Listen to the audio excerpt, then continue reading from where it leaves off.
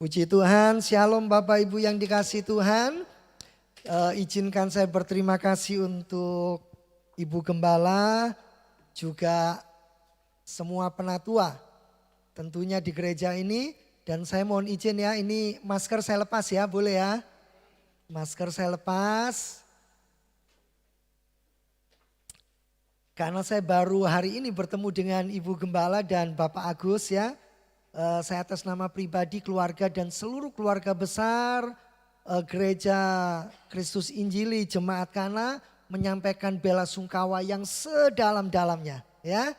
Untuk anak, untuk istri yang Tuhan panggil pulang, untuk saudara yang kita kasih. Saya percaya beliau bersama dengan Tuhan Yesus di dalam kemuliaan yang kekal ya. Tapi pertanyaannya yang penting, bagaimana dengan saya dan Bapak Ibu? Kalau beliau sudah jelas tempatnya, tapi kita yang menentukan langkah akhir loh, bukan hari ini. Ya masih panjang, masih ada lagi. Kok nggak ada yang amin ya? Loh yang amin cuma Pak Andreas.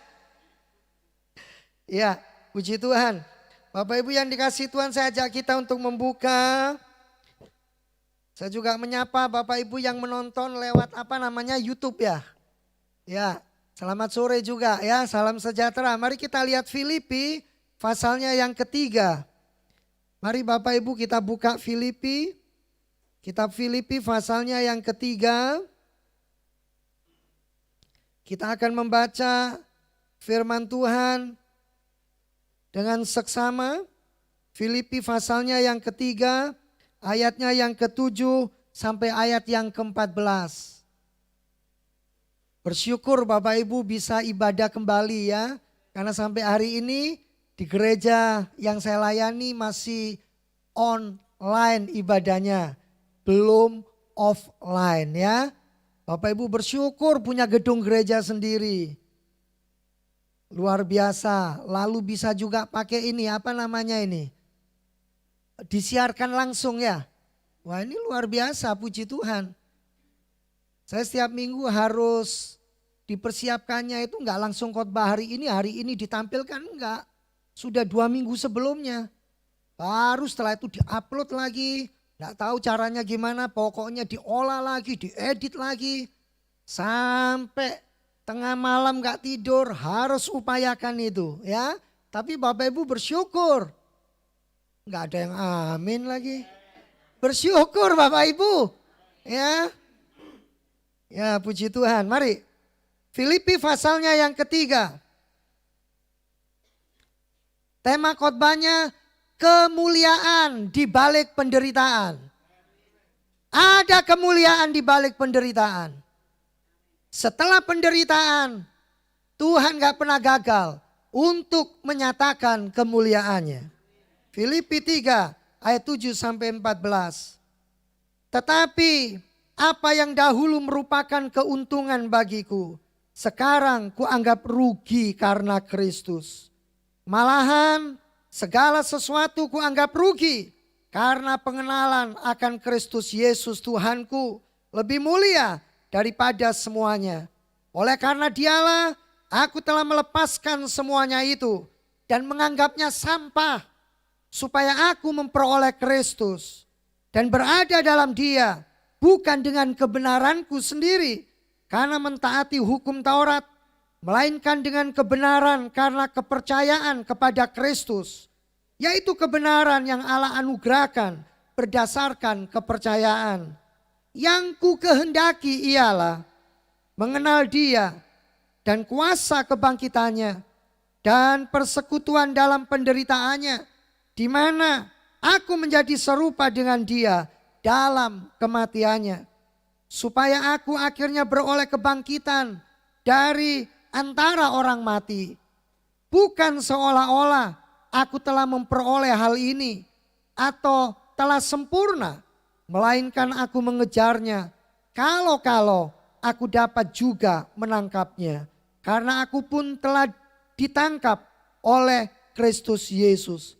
Saudara, aku sendiri tidak menganggap bahwa aku telah menangkapnya. Tetapi ini yang kulakukan. Aku melupakan apa yang telah di belakangku dan mengarahkan diri kepada apa yang di hadapanku.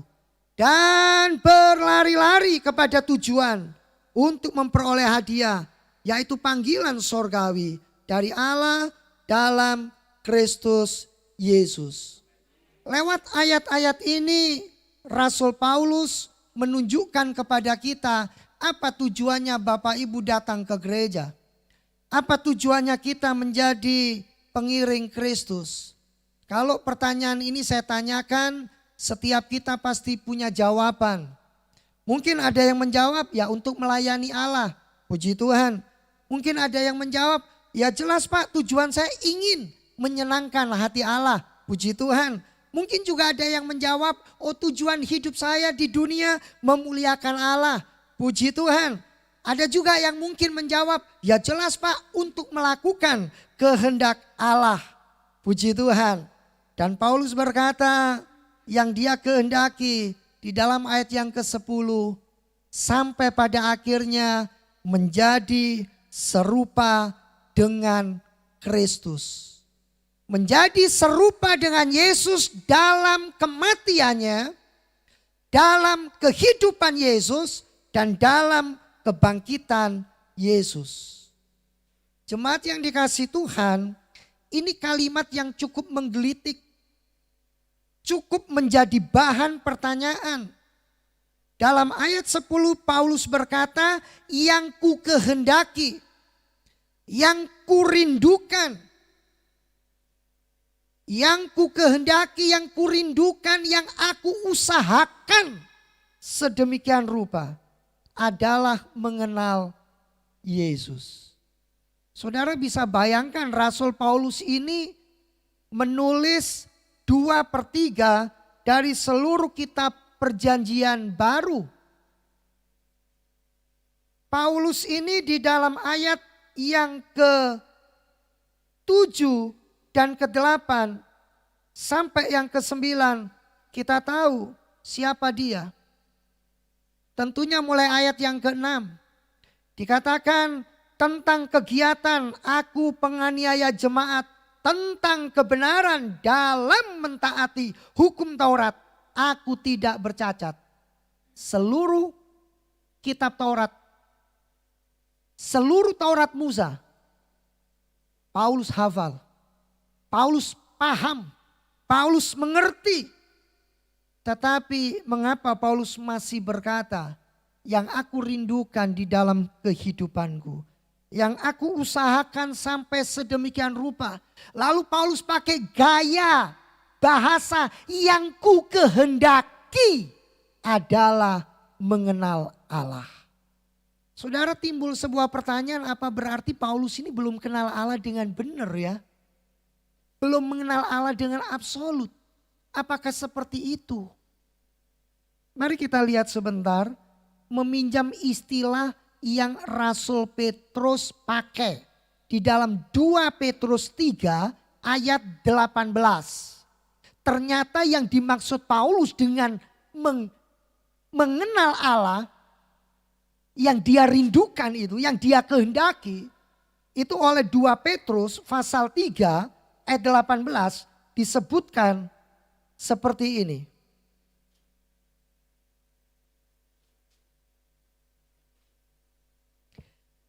2 Petrus pasal 3 ayat 18, tetapi bertumbuhlah dalam kasih karunia dan bertumbuhlah dalam apa? Pengenalan akan Tuhan. Bertumbuhlah dalam pengenalan akan juru selamat kita, akan Tuhan Yesus Kristus. Baginya kemuliaan sekarang dan sampai selama-lamanya.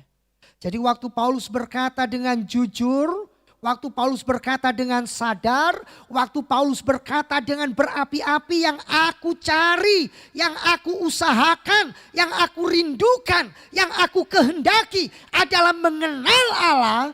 Itu artinya Paulus berkata, aku tidak cukup puas hanya kenal, hanya tahu kitab Taurat. Karena semua yang aku pelajari membuat aku masih melakukan dosa. Aku masih menganiaya jemaat.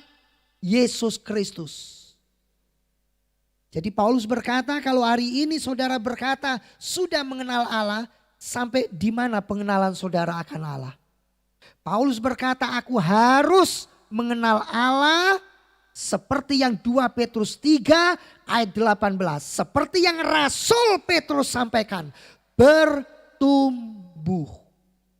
Kalau tidak, maka aku tidak akan melihat kemuliaan Allah di mana aku menjadi serupa dengan Yesus Kristus Sang Putra. Bapak Ibu, setiap kita bisa saja keluar masuk gereja. Setiap kita bisa saja membaca Alkitab dari Kejadian sampai Wahyu habis. Mungkin dalam 1 tahun bisa 2 kali, mungkin bisa 3 kali, mungkin bisa 4 kali, puji Tuhan. Tapi dalam keseharian kita, kita masih berbuat dosa. Dalam keseharian kita, kita tidak menunjukkan kita anak Allah. Kita bukan murid Kristus.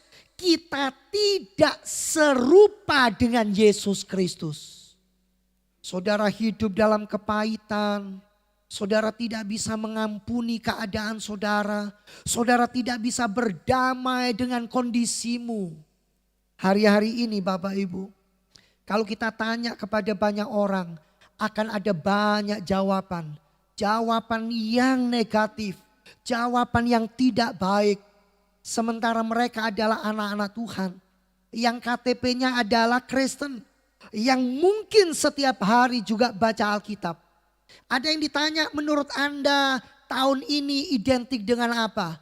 Oh, tahun ini identik dengan di rumah saja. Karena tidak pernah piknik, gak bisa pergi. Ada yang bilang hari-hari ini adalah identik dengan masa-masa untuk di penjara. Kemana-mana harus pakai masker. Bahkan ada satu keluarga di dalam rumah saking takutnya semua harus pakai masker. Kecuali waktu makan, masker baru dibuka. Kalau Bapak Ibu makan masih pakai masker, ya silakan coba sendiri. Saya nggak mau. Kalau saudara mengenal Allah dengan benar, Paulus berkata, pengenalan itu harus membuat kita bertumbuh. Pengenalan itu harus membuat kita sampai kita menjadi seperti Kristus. Dan itu tidak mudah Bapak Ibu. Ada banyak orang yang cukup suka melayani, melihat kuasa kebangkitan Tuhan di dalam pelayanannya dan mereka bangga. Mereka bersyukur. Tapi ketika mereka melayani dan melihat keluarga sendiri tidak seperti yang diharapkan, seringkali orang itu menjadi kecewa. Apakah benar harus seperti ini? Paulus berkata, yang aku rindukan adalah mengenal Allah lebih lagi, lebih lagi. Itu bukan berarti Paulus selama ini cuma tahu tentang Allah. Tidak Bapak Ibu, 2/3 kitab perjanjian baru beliau yang tulis. Bahkan ketika Paulus berkata 3 kali aku berseru kepadamu, ya Tuhan ambil duri ini dalam dagingku. 3 kali aku sudah berdoa. Paulus pelayanan di mana-mana mujizat terjadi, kesembuhan terjadi, tapi doa untuk dirinya sendiri tidak ada mujizat. Secara awam tidak ada kesembuhan. Ketika dia berdoa, Tuhan menjawab apa? Cukup kasih karuniaku bagimu. Karena di dalam kelemahanmu lah kuasaku menjadi sempurna. Saya ingat Bapak Ibu berkali-kali mendoakan ibu-ibu yang hamil, yang katanya babynya sungsang supaya bisa lahir untuk alami, gak operasi. Didoakan bisa balik, lahir alami. Tapi waktu saya mendoakan istri saya sendiri, ketiga anak kami, anak saya ya, semuanya dilahirkan dengan sesar. Itu kalau menurut orang-orang di luar Tuhan atau anak-anak Tuhan yang masih awam, terkadang bilangnya apa? Wah, lahir kalau lewat sesar itu berarti dikutuk Pak sama Allah. Saya bilang tolong tunjukkan ayatnya di mana. Kitab apa? Saya tidak menemukan itu. Kalau saudara belajar mengenal Allah, saudara harus yakin. Hidup kita di dalam Kristus tidak dibatasi oleh apa yang kita rasakan. Tidak dibatasi oleh apa yang kelihatan di depan mata kita. Kalau saudara memang mengenal Allah, saudara harus percaya apa saja yang terjadi ini atas hidup kita, orang-orang yang kita kasih atas gereja hari ini. Semuanya di dalam kontrol Tuhan. Berapa banyak saudara orang yang bilang, Pak ayo cepet buka. Kenapa? Bapak takut? Kenapa Pak? Ayo cepet buka. Percaya kuasa Tuhan lebih besar. Bapak Ibu, siapa yang tidak percaya kuasa Tuhan lebih besar? Tapi ada ayatnya, jangan mencobai Tuhan. Jemaat yang dikasihi Tuhan, ketika Paulus berkata bahwa yang dia rindukan, yang dia gumuli, yang dia kejar adalah mengenal Kristus lebih lagi. Ini harusnya mendorong saya. Ini harusnya mendorong Bapak Ibu. Ini harusnya mendorong kita. Juga Bapak Ibu yang menyaksikan lewat YouTube. Supaya apa? Kita mau belajar di dalam pelayanan, dalam hidup sehari-hari, di dalam kita bekerja. Akhirnya Tuhan dipermuliakan atau tidak. Bapak Ibu bisa naik mobil, lewat Bapak Ibu naik mobil Tuhan dipermuliakan atau tidak. Lewat Bapak Ibu bisa bekerja, Tuhan dipermuliakan atau tidak. Lewat Bapak Ibu di PHK, lewat Bapak Ibu dirumahkan, lewat Bapak Ibu harus bekerja di rumah. Tuhan dipermuliakan atau tidak? Atau itu akhirnya membuat kita menyalahkan Tuhan? Atau itu akhirnya membuat kita sakit hati pahit? Kenapa ada Pak Geblok di seluruh dunia ini? Ada orang bilang virus ini namanya Pak Geblok. Saya nggak tahu namanya apa. Pokoknya yang jelas diberi nama. Tapi yang saya tahu setiap nama harus tunduk di bawah nama Tuhan Yesus Kristus. Artinya apa Bapak Ibu? Ada ayat yang berkata tubuh ini memang bisa menjadi semakin lemah. Tetapi roh kita harusnya menjadi semakin kuat. Semakin hidup, semakin hidup. Kenapa? Karena kehidupan yang sejati, yang sebenarnya tidak kenal kematian. Yang mati adalah tubuh kita. Kematian yang kekal itu baru di dalam neraka kalau nggak terima Yesus. Tapi kalau kita terima Yesus, kehidupan kekal di mana? Di sorga, bukan di neraka. Kekhawatiran kita tidak akan pernah bisa menambah sehasta saja umur hidup kita. Makanya Paulus yang mengenal Allah pada detik-detik akan meninggalkan dunia ini. Paulus berkata apa? Akhirnya waktuku sampai. Aku akan terima mahkota. Betul? Karena Paulus tahu gak ada seorang pun yang bisa menahan kehidupan. Karena kehidupan adalah milik Tuhan. Gak ada seorang pun yang bisa mengupayakan. Karena itu hak mutlak Allah. Kalau sekarang kita masih ada Bapak Ibu, kita harus bertumbuh. Bertumbuh apa? Mengenal Allah. Coba cek hati kita. Coba cek hidup kita. Sudah enggak kita mengenal Allah? Mengenal apa dari Allah? Paulus berkata, mengenal apa dari Allah? Mengenal kuasa kebangkitannya. Mengenal apa dari Allah? Mengenal penderitaan, kematiannya. Mengenal apa dari Allah? Mengenal bagaimana Yesus hidup pada waktu di dunia. Sampai kita boleh menjadi seperti Yesus. Bapak Ibu yang dikasih oleh Tuhan, coba kita lihat ayat yang ke-8. Malahan segala sesuatu kuanggap rugi. Karena apa? Karena pengenalan akan Kristus Yesus Tuhanku. Pengenalan akan Kristus Yesus Tuhanku itu lebih mulia daripada apa? Daripada semuanya. Termasuk gelar, jabatan, status sebagai ahli Taurat, sebagai orang Farisi, sebagai anggota mahkamah agama. Semua itu kata Paulus kuanggap rugi, kuanggap sampah. Oleh karena siapa? Oleh karena Kristus. Oleh karena dialah aku telah melepaskan semuanya itu dan menganggapnya sampah. Supaya apa? Aku memperoleh Kristus. Paulus berkata orang yang mengenal Allah harus sampai pada satu titik. Apa titiknya? Gak ada yang lebih berarti di dalam hidup ini kecuali Yesus Kristus.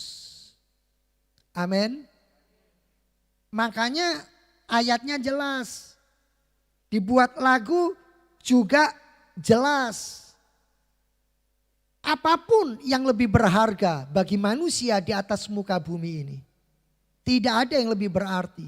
Kecuali kita bertumbuh di dalam pengenalan akan Allah. Sementara kita belajar bertumbuh mengenal Allah.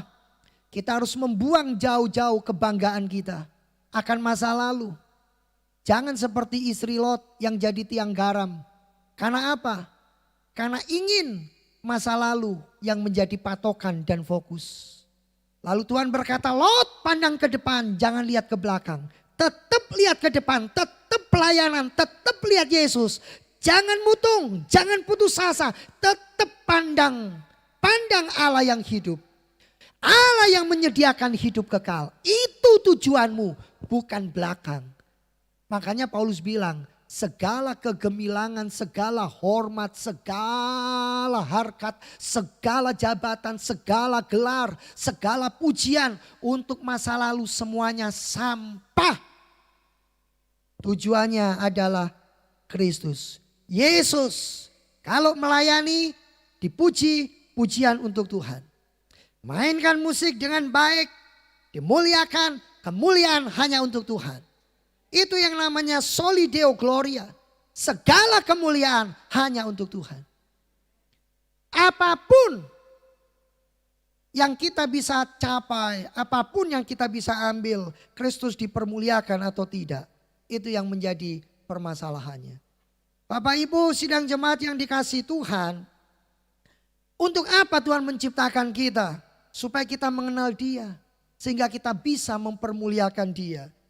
Apa yang seharusnya menjadi tujuan hidup kita? Supaya kita mengenal Allah. Sehingga dengan mengenal Allah kita bisa mempermuliakannya. Saudara, kalau Paulus memiliki kerinduan seperti itu. Petrus punya kerinduan seperti itu. Bagaimana dengan saudara dan saya? Kita juga harus punya kerinduan. Seperti Paulus, seperti Petrus. Seperti Yesus, itulah yang ku minta. Seperti Yesus, itulah yang ku ingini. Di atas kayu salib, Yesus masih bisa melayani. Di atas kayu salib, Yesus masih bisa berdoa. Di atas kayu salib, Yesus masih bisa menasehati. Di atas kayu salib, Yesus masih bisa bersaksi. Itu berarti di dalam pengiringan kita kepada Tuhan hari-hari ini, kita juga bisa menjadi seperti Yesus. Di tengah penderitaan, kita tidak boleh berhenti dari bersaksi. Di tengah kesulitan hidup, kita tidak boleh berhenti dari berdoa. Di tengah kondisi, di tengah keadaan, di tengah keberadaan yang seperti sekarang, kita harus tetap bisa mengucap syukur.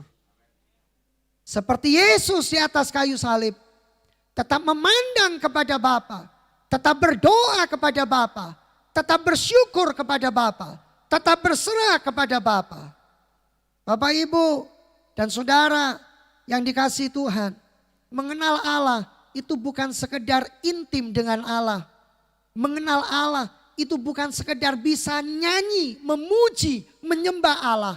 Tapi mengenal Allah itu juga berarti saudara harus taat akan firman Allah. Saudara percayalah, lebih dari saudara bisa hadir di dalam gereja bukan berarti tidak perlu datang ke gereja. Lebih dari saudara bisa menyanyi, memuji, menyembah Allah. Kalau kita lihat sebentar Hosea pasal 6 ayat yang ke-6. Alkitab berkata seperti ini. Mari kita buka Bapak Ibu di dalam kitab Hosea pasalnya yang ke-6 ayatnya yang ke-6. Bukan berarti ibadah tidak penting. Bukan berarti persembahan tidak penting. Bukan berarti korban tidak penting. Kita lihat Hosea 6 ayatnya yang ke-6. Sebab aku menyukai kasih setia dan bukan korban sembelihan. Dan menyukai pengenalan akan Allah lebih daripada korban-korban bakaran.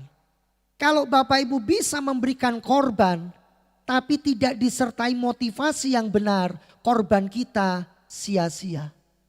Tapi kalau kita bisa berkorban, korban ini disertai motivasi yang benar. Saudara punya motivasi yang benar karena saudara mengenal Allah dengan benar. Saudara mengenal Allah dengan benar karena saudara belajar firman, belajar Alkitab. Maka korbanmu berkenan di hadapan Tuhan. Ada orang yang datang ke gereja, ada orang yang beribadah. Waktu ditanya kenapa? Ya karena ini minggu harus ibadah. Kenapa? Ya karena kalau nggak datang ibu gembala akan telepon. Kalau nggak datang Pak Andreas akan tanya apa perlu jemputan. Saudara-saudara yang melihat dan mendengar dari YouTube, tolong renungkan ini baik-baik. Ada banyak orang kenapa ke gereja? Iya, kalau tidak ke gereja takut. Takut apa? Takut kualat. Nyebrang jalan takut ditabrak. Jalan kaki takut kesandung. Jadi saya harus datang kalau minggu. Karena Alkitab berkata minggu itu sabat. 6 hari bekerja, hari ke-7 istirahat. Kalau cuma itu yang kita tahu, kita salah besar. Gak beda dengan masa lalu dari Paulus. Yang hidup melakukan Taurat dari A sampai Z. Hukum ini mematikan. Huruf itu mematikan. Tetapi roh menghidupkan. Kalau saudara dituntun oleh Roh Kudus untuk dari hari ke sehari mencintai Yesus, menjadi seperti Yesus. Karena fokus hidupmu adalah Yesus. Saudara bekerja, saudara diberkati, saudara punya uang banyak. Lalu saudara berkata ini dari Tuhan, kembali untuk Tuhan, bagi kemuliaan Tuhan. Itu kalau nggak kenal Allah nggak akan seperti itu. Orang yang tidak kenal Allah akan berkata ini mobil-mobilku, hasil usaha kerasku. Tapi kalau orang itu kenal Allah, dia akan berkata mobil ini memang punyaku. Tapi ini karena kebaikan Tuhan, bukan karena aku. Gereja ini seperti ini karena siapa? Karena Tuhan. Saudara dengar sendiri loh ibu gembala yang bilang. Tapi di banyak tempat ada orang bilang ini gerejaku. Aku mau buka, aku mau tutup, mau apa lu? Saya bilang perlu bertobat itu pendetanya. Gak lagi untuk kemuliaan Tuhan. Saya hari ini Bapak Ibu kalau saya mau paksa Pak, mbok tolong Pak, biarlah gak apa-apa.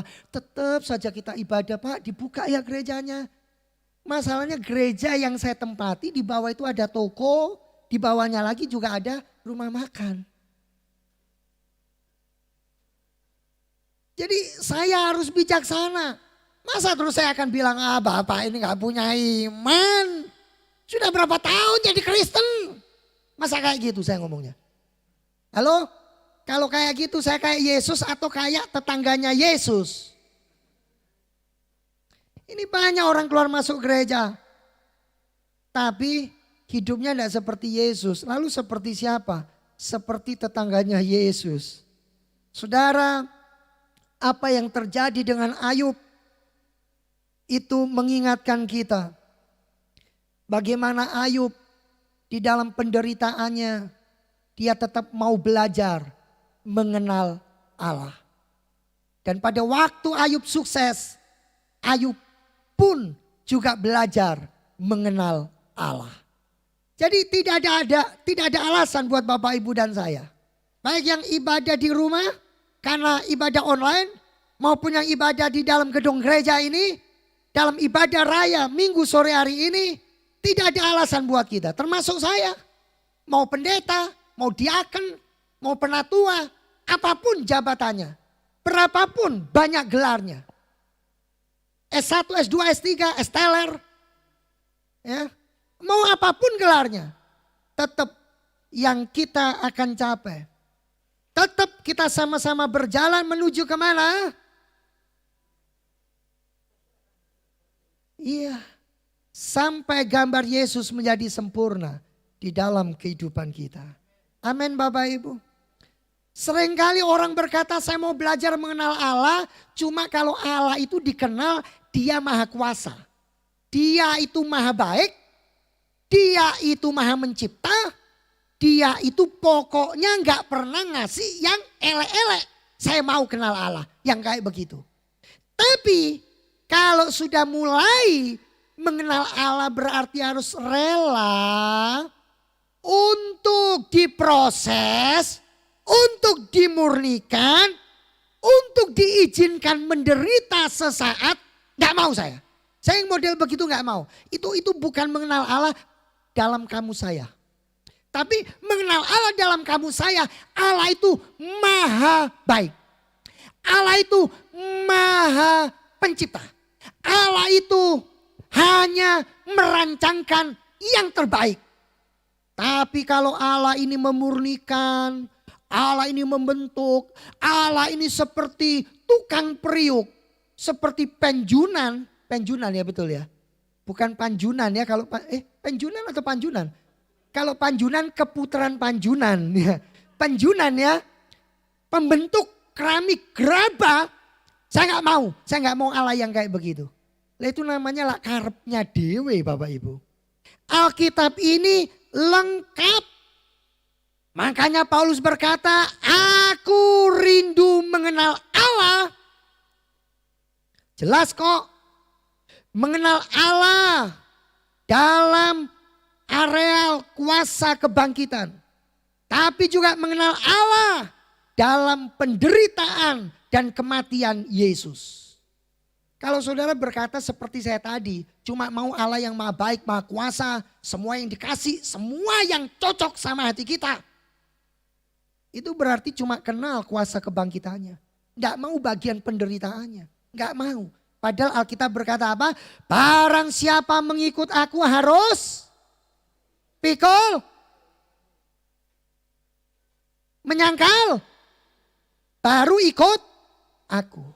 Barang siapa mengikut Yesus harus menyangkal dirinya, pikul salibnya, baru mengikut Yesus. Nyanyi sama praktek hidup gak sama. Orang nyanyi bisa nyanyi mengikut Yesus keputusanku. Giliran menderita bersama Yesus, tunggu dulu. Mengikut Yesus diberkati, yes, amin. Tapi mengikut Yesus bisa sakit, moh, PNI. Aku gak mau. Bapak Ibu, jangan salah dengan saya. Saya bukan gak percaya ada kesembuhan ilahi loh ya. Saya bukan gak percaya ada mujizat loh. Setiap hamba Tuhan harus melayani dalam areal hal-hal yang supranatural. Kenapa?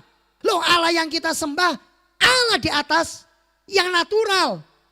Ini Alkitab kalau dibaca banyak hal yang melampaui akal. Makanya ada yang bilang saya gak percaya Pak, itu 5 ketul roti, 2 ekor ikan, sisa 12 keranjang. Oh rotinya tuh gede-gede. Loh anak remaja mau bak roti seberapa besar. Amin. Itu ada teolog berkata seperti itu. Saya bilang ini teolognya salah nih. Mesti belajar sama anak sekolah minggu. Lah itu bedanya orang tahu sama orang kenal. Anak sekolah minggu lebih kenal. Percaya adik-adik, Yesus di mana sekarang? Jawabannya apa anak sekolah minggu? Di mana? Ada yang jawab di sorga tapi ada yang jawab di hati loh. Ada yang bilang di mana? Di gereja. Tapi kalau yang dewasa, di mana Yesus? Ada yang bilang di nightclub, Di mana? Di diskotik. Di mana? Di kafe. Kenapa? Sekarang ini kondisi seperti ini membuat banyak orang akhirnya apa? Jenuh. Jenuh Bapak Ibu. Saya baru hari ini loh khotbah di belakang mimbar begini dalam ibadah gereja kayak begini. Jangan dibilang saya nggak stres ya. Saya nggak pernah nggak pernah khotbah direkam-rekam, nggak pernah. Saya bukan tipe yang kayak begitu. Lalu buat PowerPoint, buat ini saya nggak bisa. Saya modelnya kayak begini. Lain, setiap orang beda-beda. Pak Andreas stylenya lain, saya juga lain. Saya nggak bisa jadi kayak beliau dan sebaliknya. Jadi sejak Maret saudara bayangkan, saya harus khotbah dalam 1 bulan secara online. Itu penyiksaan buat saya. Saya bilang Tuhan ini penderitaan yang kudus. Saya harus banyak nangis di bawah kaki Tuhan. Saya bilang saya tidak sanggup Tuhan, saya tidak bisa. Saya lebih baik kayak gini, ngomong di depan jemaat. Lebih enak, saya lebih enjoy. Jadi Bapak Ibu bayangkan saya harus buka ini, harus apalagi kalau di video diatur harus gini, harus gini. Aduh Tuhan sampai kapan ini Pak Geblok ini. Ya kan, sampai kapan ini. Hari ini saya sudah berdiri di sini, di belakang mimbar gereja. Haleluya. Bapak Ibu dengar khotbah saya. Saya berapi-api karena saya senang Bapak Ibu. Saya awalnya khotbah sampai dibilang, Pak khotbahnya kok jadi beda ya Pak. Ngomongnya tuh kayaknya pelan-pelan. Memangnya kenapa? Biasa kayak tukang jamu saya bilang. Jadi pelan-pelan, jadi akhirnya saya belajar. Ya, jadi mengenal Allah itu berarti apa? Sebuah proses Bapak Ibu. Ya, setiap kita akan dibentuk, setiap kita harus mau dimurnikan, setiap kita harus mau diarahkan, diatur. Jangan hidup semaunya sendiri. Semua ini ada tatanannya. Ketika Tuhan mengizinkan virus ini, seluruh tatanan dunia diubah. Seluruhnya diubah. Selesai pakai ini pastikan didesinfektan. Kalau dulu kan enggak. Sampai ludah muncrat pun. Saya pernah khotbah di suatu tempat. Ini bekas punya siapa ya? Belentong-belentong gitu. Ya juga enggak apa-apa. Tapi kalau sekarang nih kasih bungkus. Nanti dibuka, enggak tahu cuci atau dibuang ganti saya enggak ngerti. Bahkan ada juga pendeta yang bawa mic sendiri. Tatanan ini berubah Bapak Ibu. Saya pernah juga harus ngomong dalam keadaan tetap pakai masker. Aduh rasanya. Gak enak, ceket semua. Bapak Ibu, mari kita mau menjadi seperti Paulus, seperti Petrus. Seperti ketika Paulus dan Petrus berkata, yang aku rindukan, yang aku cari, yang aku kehendaki adalah menjadi seperti Yesus. Meskipun dagingku dan batinku habis lenyap, gunung batuku dan kekangku. Terus Allah lama-lamanya. Betul ya? Benar? Benar? Kalau anakku mati, aku harus mati. Kalau suamiku mati, aku juga harus mati. Hah? Ada yang begitu di sini? Enggak ada. Amin. Karena bagian kita adalah Allah. Justru kalau saudara tidak setia, saudara tidak akan ketemu nanti. Amin. Jemaat yang dikasihi Tuhan, apa yang Paulus sampaikan bukan hanya untuk Bapak Ibu, tapi juga untuk saya yang berkhotbah ini. Saudara bayangkan ya seorang rasul yang bernama Paulus. Dia berkata, aku ini pengen mengenal Allah. Ketika dia ngomong seperti ini, dia ada di mana Bapak Ibu? Ini kita baca kitab ini, kitab apa namanya? Kitab Filipi. Dia ngomong ini ketika bukan di dalam rumah makan. Penjara. Loh, orang di dalam penjara loh Bapak Ibu. Orang di dalam penderitaan. Mungkin bisa ngomong kayak begitu. Kenyataannya Paulus bisa. Allah yang disembah Paulus, Allah yang saya sembah. Allah yang disembah Paulus, Allah yang Bapak Ibu sembah. Berarti mungkin, berarti bisa. Paulus di dalam penjara menderita atau senang? Oh, puji Tuhan, saya sekarang di penjara. Haleluya. Orang dalam penjara ngomong kayak gitu. Walaupun di penjara karena kebenaran Allah, sakit loh Bapak Ibu, dibelenggu. Tangan dibelenggu, kaki dibelenggu, dipukuli, diludahi. Ya, diperlakukan dengan tidak adil. Sebaik-baiknya, senyaman-nyamannya, penjara tetap penjara. Ya. Jangan pernah ada yang mau ke sana. Kecuali berkunjung. Masuk jangan. Percayalah saya. Namanya penjara tetap penjara. Ya kayak begitu. Makan apa adanya. Lebih mending sekolah Alkitab. Ya. Makan walaupun sayur bayam. Masih ada tempe. Ada tahu. Ada sambal 1 sendok. Pak Agus pasti tahu. Tapi kalau penjara nasinya nasi karak. Bapak kok tahu? Ya banyak yang cerita. Saya enggak perlu masuk penjara dulu baru ngomong sama Bapak Ibu. Banyak yang cerita. Banyak yang ngomong. Gak enak. Seenak-enaknya. Walaupun tidur di dipan mending di rumah.